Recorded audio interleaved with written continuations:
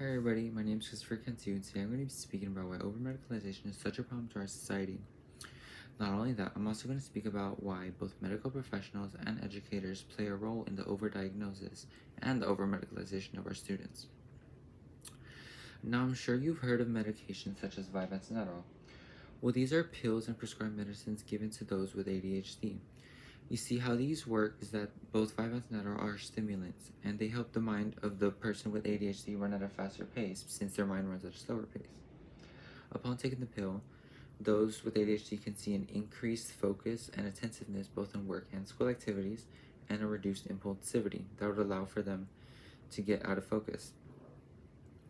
Results show that the pill does work. For example, more than 50% of students who take the pill and have ADHD have seen an increase in their grades ranging from B's to A's. So obviously the pill does work its wonders. And you may be thinking, wow, for me to get my hand on that pill, all I have to do is have ADHD. Yes, you're not wrong. However, you can't get diagnosed with ADHD like you get diagnosed with diabetes or COVID, as those are, to get diagnosed with that, you have to go through a mouth swab or a blood draw. With ADHD, however, you have to go through a different kind of test. The test that has two parts. The first test goes to the teacher who performs the assessments on you, and once that's over, she sends the results to the doctor who signs it off and deems you as having ADHD. Now you may think, wow, this test must be really hard to pass. Well, in reality, it's actually not that hard to pass, considering the times we're in now.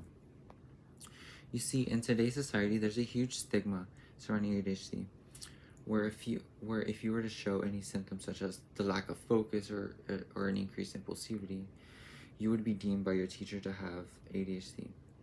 Now you see, the problem with this is that because students are more vocal about their academic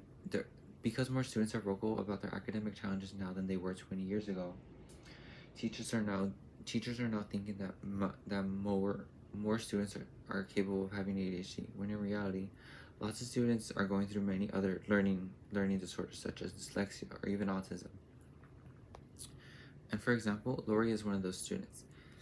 Although Lori is now a 20-year-old college student who has now been taking medication, like Vyvanse since she was in second grade, she recalls about the day she told her teacher, and the day that caused her to start taking medications. She states that when she was in second grade, she complained about having difficulty with reading assignments such as making compound sentences or putting words into syllables, or when it came to math, having to put together like the family tree of adding numbers. Upon showing her teacher, or upon displaying challenges to her teacher, the teacher then went ahead to tell the parents that the daughter may have ADHD, and urged them to take her to the doctor, and even provided an assessment that wasn't properly given to Lori. After she was diagnosed with ADHD, she was given Vyvanse, and although she started at small dosages, she could automatically tell that what she was taking wasn't helping her. And it really wasn't until high school when she realized that what she was taking was hurting her, and she realized that she didn't have ADHD. Upon one of her health sciences classes, Lori learned that what she had wasn't ADHD. She actually had a small form of autism that not only wasn't benefiting from Vyvanse, but it was actually making what she had worse, as she was not only not able to comprehend her thoughts, but because the Vyvanse would often accelerate her mind, she couldn't catch her thoughts, and it often made her unaware of what she was even reading at times. Cases like Lori's wired disorders like ADHD need to be handled with more care and attention, because not only could a student be wrongly diagnosed, but they could also cause more harm than good simply by being given a pill to treat what is thought to have ADHD. Now, with that being said, this is why educators need to be more involved with their students rather than just simply writing them off as having, oh, this student has ADHD, when in reality, they could be getting to know the student more in depth and learn why they're having these academic challenges. And these academic challenges could be taken care of in various other ways, either with therapy or simply by spending quality time with the student and learning what the root cause of it is, and simply solving it one day at a time without medication.